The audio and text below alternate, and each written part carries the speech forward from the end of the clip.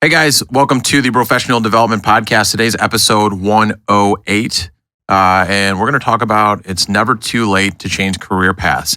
Just got myself and Brad in the studio. Brad, what's going on, brother? Not much, man. Excited. Been a while since I've seen you, so this should be a good episode. Been out for a hot minute. Been, like I said, just traveling a lot. Still trying to find my niche in this real estate thing, but good to be back. And then obviously we got our event tonight. That'll be fun.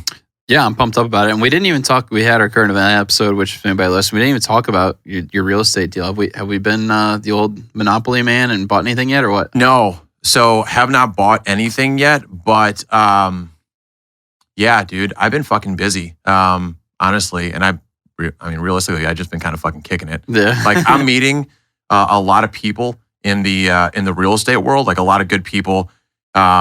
But at the end of the day, connections are only so good. You know, it's like you got to get out there and do the damn thing. So went from information gathering stage to doing a lot of traveling to meeting a lot of people. And now I'm kind of gearing up to hopefully do that and just have a billion properties. Yeah, exactly. That's awesome. Yep. So, all right. So we're going to talk about, and you picked this topic. So it's never too late to change career paths. Interesting one. I'm just curious. Why'd you end up choosing this? So honestly, I'm a man of the people. Okay. So I usually, whenever I feel like we're kind of lacking on like a topic idea, I reach out to the people and I say, what's something that you think would be an interesting topic?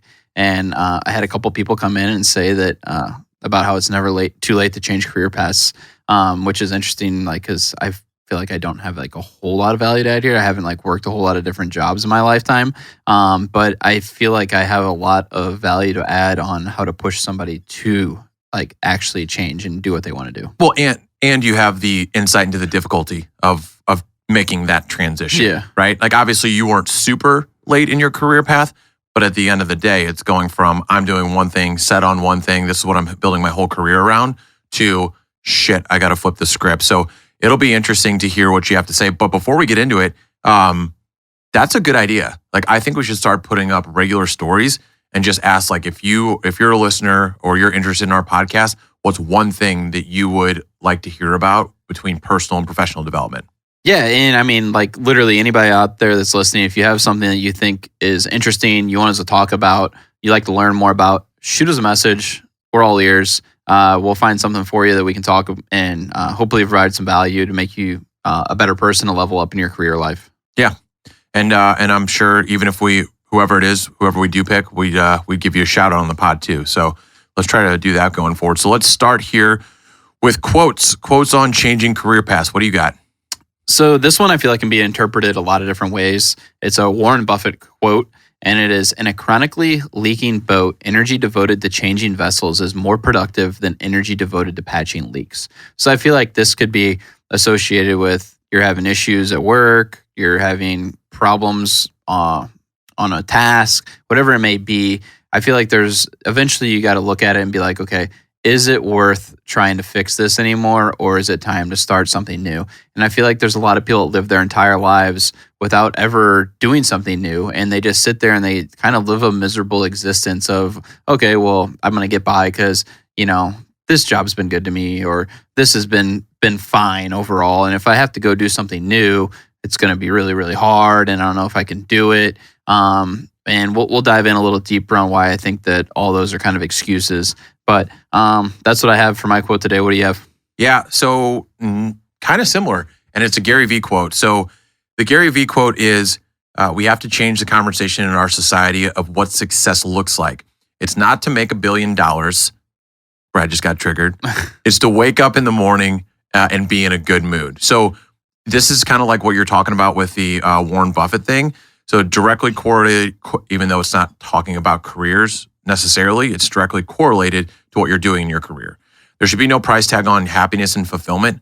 And if you take a pay cut starting out to switch careers, but you can actually see a path to like, hey, I can make as much or exceed that, then you have to fucking do it, because like starting over and being like the new person for a couple of years in terms of compensation or status or whatever, and then balling out for 10, 20, or 30 years doing shit you love is way better than doing 10, 20, 32 years of something that you fucking hate. Yeah. Especially if it's a job. It's something that you're going to be doing for 8+ hours a day.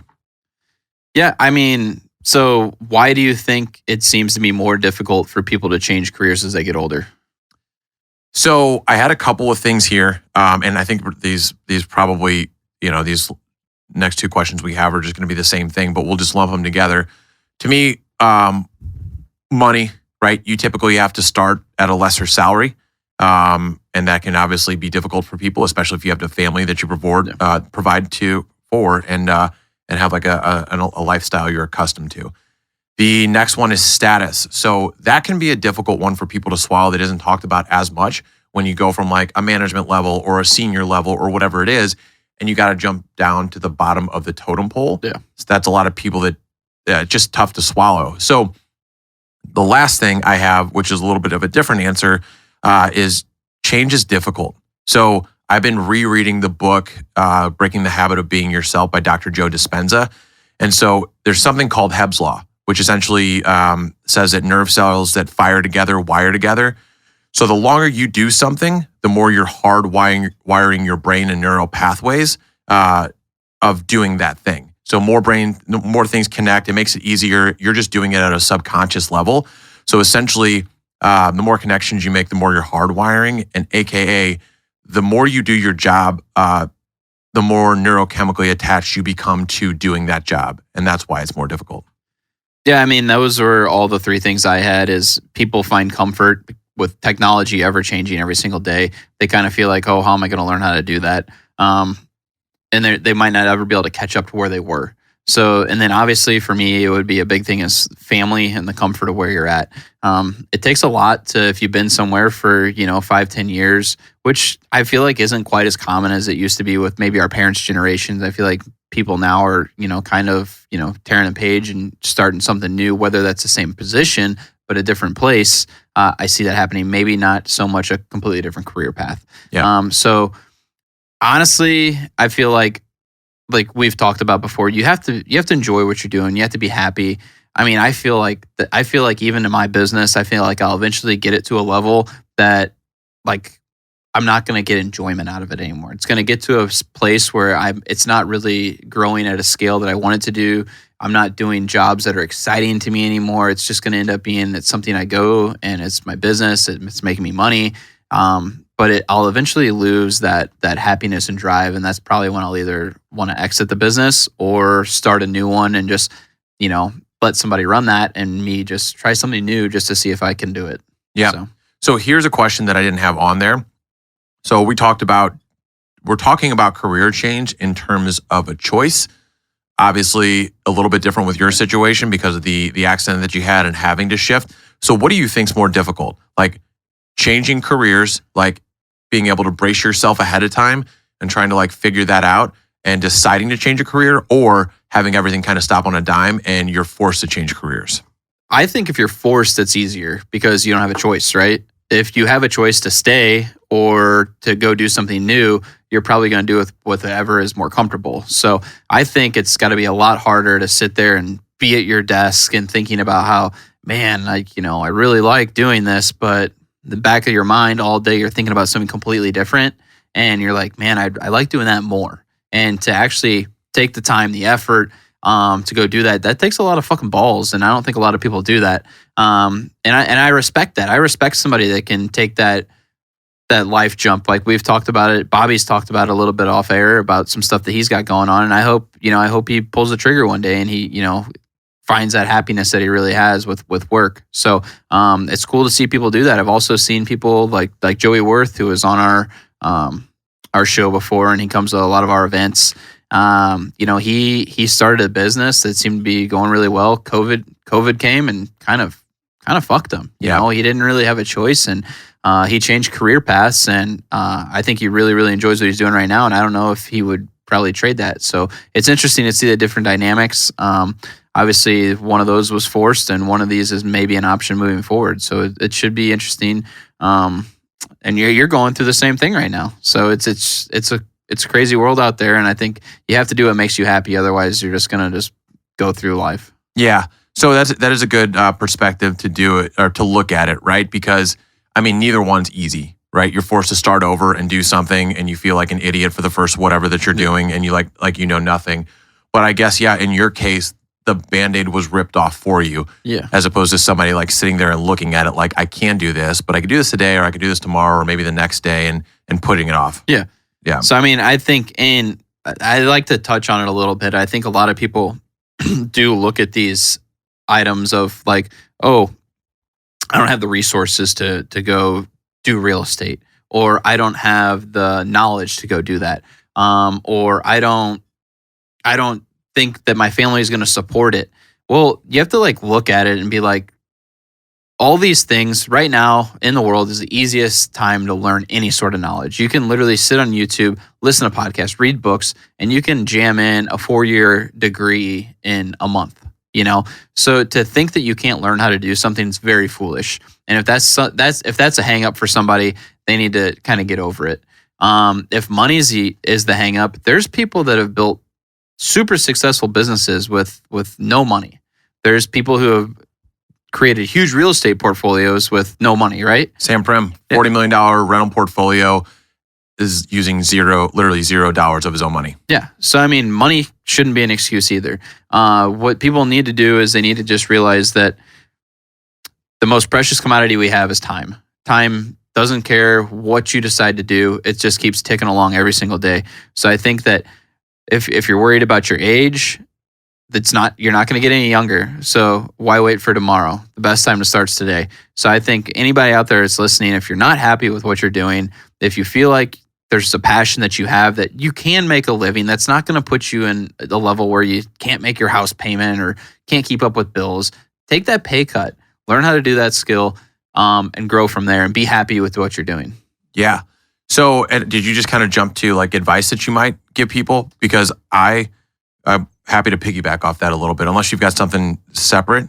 No, I mean, that's pretty much like the advice I have for people, just because I feel like we talk about like these factors that are there, but they're kind of like limiting beliefs where people are like, okay, they can't get past it because, oh, I don't have any money, or, oh, I don't have the knowledge to do it. And I feel like it's just like a right time to kind of like, no, there's always the right time. There's always going to be an avenue to be successful. And I feel like that's one of the biggest hangups for people is they just don't take that leap of faith and trust themselves, essentially. Yeah.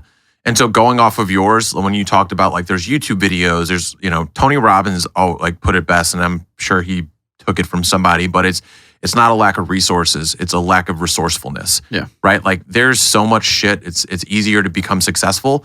It's actually the only thing that holds people up right now is information overload, because there's so much shit and information out there. But if you take the time, like after work or whatever it is that you have your full-time job, like you can learn this shit. It's like, that's how, when I was building a recruiting business, that's how I was able to do real estate on the side.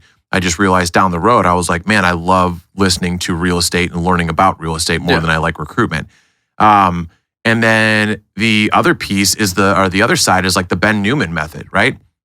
It's like, you don't know what you want to do, right? But you think that there's something that you like. It's like, sit there and research whether or not you can make money on it. Yeah. And Ben Newman says, start out putting 1 hour a day after work, every single day after work.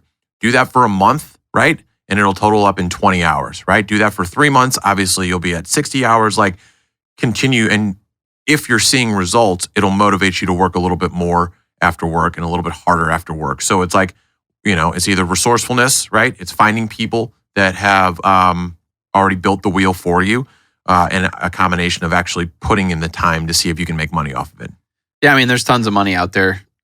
If you want it, you can go get it. It's just, if you're going to put in the effort and be resourceful, like you're saying. So, and I mean, I've thought about this, and I think about this all the time, just because it's like the entrepreneur in me is like, I think of new business ideas, I feel like every single fucking day. And just like you said, where like, oh, dedicate an hour every night. That's been something I've been like kicking around in my brain lately, is like, man, it would be fun to like try to do something new or do something that my wife can do and build something for her. And it's like, well, when do I have time to do this? And then I find myself laying in bed at, 8 or 9 o'clock at night. And I'm like, fuck, like I could be doing something right now that would be more productive than what I'm doing right now. So it's funny that you brought that up. Yeah. So we, going into, like, career change, like a career change that you've had, and why or maybe how you've done that. we're obviously gonna be able to play this from two sides of the coin. Yours was the forced way, like you were forced to shift careers. Why don't you go first, and then I'll talk about what's the most difficult career change I had to make. Yeah, mine definitely won't be nearly as interesting as Matt's, just because I feel like I kind of lived the dream for a long time. I drove race cars for a living, got to travel all over the country and the world. Yeah, that doesn't sound interesting at all. I mean, it's not like as far as like, ripping a tear off and starting a new career, it was kind of in the same realm of what I was doing. It was something I kind of anticipated doing in my future. It just happened a lot sooner than it did. But you did write on there like maybe like a story of somebody else, and something I wanted to touch on because I feel like I've talked about my story before, but is the people that you see about online, on podcasts, on YouTube, who have been incarcerated, who have been in jail, that had literally nothing. So their career was spending 5-10 years behind bars, right? And when they came out, they could have gone back to their ways of whatever put them into that position, or they've developed a business or been super successful at what they did. I find those stories to be super interesting. Those are people that literally 180'd from whatever path they were on to a totally new one. So I think any story where you've seen somebody who's been incarcerated, came out and changed their life around is super interesting. And I feel like if those people can do it, if you're sitting at your cush job at a desk and you're unhappy, you can do it too. Especially if you're working remote. Yeah, exactly. Yeah. So most difficult career change I've made. But here's the thing, is like I think everybody's kind of talked about this. It's actually gotten progressively easier. So the real estate thing I was already doing on the side. Yeah. Like I put myself in a position and worked something out with Dan to where I'm going to have money coming in over the next 2 years. So it's not like I need a paycheck. So there's not that sense of desperation, which good and a bad thing, right? Yeah. Because it's a good thing because I do have money coming in. It's a bad thing because I feel like I don't have as much, like right now, I don't have the fucking like, let's go, let's fucking get this drive. But I have a feeling that's coming. And then the one before that was when I went from working at Nestle Purina to starting my own recruitment agency. And it was like I'd been doing recruiting for 5 years. I did it at an agency. I understood that. I learned how to, the corporate side of things too, built some good relationships, read a book, the Tim Ferriss book that helped me like negotiate a half work from home schedule. And so I was able to transition that like pretty solidly. It was difficult, right? Like there's just so much information you need to know about like taxes and, filing for an LLC. Not all difficult, but just a lot of little shit that adds up. But honestly, looking back at like the most difficult one was going from like graduating, bartending to a corporate 9 to 5. Yeah. Like, I can only imagine. Yeah. That was like, all I did in college was bartend. So it was like, I was used to like late nights. I love the social aspect of bartending, right? Sometimes I could work long enough to where it's like, okay, I'm working, but I'm going straight out, hang out with the friends, do whatever. Going from that to like nights to days, then working 40 to 50 hours, like right in front of a computer, like no real training. Like my first probably 4 months in a corporate gig, like I've never felt like more of a piece of shit in my life. That's funny that you say that because when you really do think about it, it really has to be a culture shock going from, like whatever, you're working, but you're probably having a good time as a bartender, right? To fuck, now I have to sit at a goddamn desk behind a computer for the next 40 hours. Right. Like, yeah, totally sucks. And making 100 fucking cold calls a day, like turning in a call report, it was fucking just god awful. So the one thing I did have, I think a lot of people, and it might even be talked about this, like a person that's gone from failure to success, kind of, but more so like shifted careers late in life. And that was Colonel Sanders. So we all know like it took like the franchise late in life to pick up for, his recipe to be picked up and all this other shit. But so full backstory, when Colonel Sanders was in 7th grade, he had to drop out of school to take care of his family as a farmhand. At age 16, he faked his age to enlist in the Army and then got honorably discharged, became a laborer, so because he couldn't serve in the military anymore, lost his job because he got in a fight with a coworker, decided to study law, ruined his law career because he got in a fight with someone else, had to move back with it and his mom and started selling insurance, got fired from that for insubordinance, bought a motel, the motel burned down, and then in his 40s started slanging his famous recipe.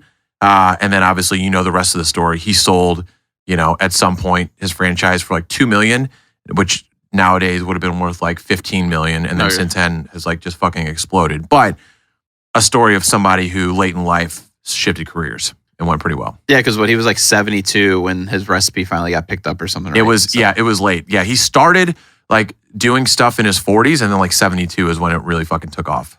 That's crazy. But that's like, I mean, you see that. I mean, people who waited forever and, you know, finally chased their dreams. And I feel bad for those people because I feel like they never really got to enjoy the money that they did earn then. Yeah. It's like, fuck, like if you would have just done this 30 years sooner, or 40 years sooner, really follow your dream and taken after it, you could have done it. And something that I think I can't believe we actually didn't talk about at all is how quickly you can become successful now with the short form media like TikTok, Instagram Reels. I mean, you can show one of your products or your ideas right now. If that fucking shit blows up on Instagram or TikTok, I mean, you're instantly set. I mean, me and Dan have a girl who we went to high school with who basically became TikTok famous and YouTube celebrity just from posting some videos of the business that she does now. So it's impressive. I mean, if there's a great way to start doing something to put yourself out there is that way. So it's funny you mentioned that. What's the chick's name that does like the boring businesses or whatever? I think is that like Sanchez? Cody Sanchez? Cody Sanchez. So I was looking at her stuff. She there was a guy who had used to play football, decided to go into academia, and then on the side, like he was coaching football. And he saw that like most of these college athletes, it wasn't like a big college or anything. He's like, all they knew growing up was how to play football, and they were struggling to get careers outside of college. So with WordPress, a Calendly link, and I think that's just about it. There's like one other thing, like just that didn't cost anything. He used those three and basically just said, hey, if you're going to be looking for a career out of college, set some time up on my Calendly link. Here's how much it's going to cost for a session, right? In his first week, he made $10,000. In his first 2 weeks, $20,000. His first month, he made $40,000. Can you imagine going from like, hey, I'm going to teach to like, hey, I got this idea in this business, being like $2,000 in with all your expenses paid for this business, and your first week being like, damn, I just made probably like 3 months worth of my salary. I mean, you don't have to sell me on it. My wife will do crafts or something in the basement. I'm like, hey, make a TikTok of that. Or, you know, like I could get a website up and we could start selling these things like tomorrow. Yeah. You know, or like, so you don't have to sell me on it. I think it's impressive. I think there's a guy who I guess was just trying to help somebody, obviously something he was passionate about, and ends up fucking killing it in business. So hats off to him and anybody else who takes that leap. Yeah. And I think just kind of like putting a bow on this thing, it's like anybody who's out there thinking about it, it's like, especially if you fucking hate your job. Like if you do not like your job, and this is always going to be easier coming from the other side, right? Like Gary Vee can yell at you as much as he fucking wants and cuss at you, but like at the end of the day, he's worth $100 million. So it's a lot easier said than done. But take the financial aspect will come 100%. If like you start enjoying what you're doing, that will come. I would say, but take the money out of it for a minute and just be like, what if I woke up every day and I was like, I'm fucking pumped to get to go do what I get to go do. That's what my big like mission is like right now, to continue to enjoy things that are in my like zone of excellence that I love doing. And if you do actually like doing this shit and you find it, you don't get burnt out. Yeah. Like you don't, or not as easy as I should say. It becomes a game to you. And it becomes a thing where you are going to find a way to be more successful than you ever were in another position that you were in. Yeah, 100%. I mean, I can attest to that. Every day I go to work, I look forward to going to work. I go to work when I'm sick. I go to work when like it's a shit day. It doesn't matter. Like, what about when the CDC says to stay home? No, I went to work then too. So sorry about that. But no, I mean, honestly, and something like taking the money aspect out of it, to an extent, like make sure you can still pay your bills. Maybe you have to cut back on some of the things that you like to do outside of it a little bit for a little while. But literally chase your dreams, bet on yourself more than anything else, and go for it. Yep. Love it. Well, we're at time and we got to help Dan set up for the event. So we appreciate you guys tuning in. Did you have something before we were going to go roll out? No, I don't have anything. But hey, if you made it this far, if you made it 30 minutes into this episode or however deep we are, you need to go hit the subscribe button, write a review, give us a rating, and share it with a friend.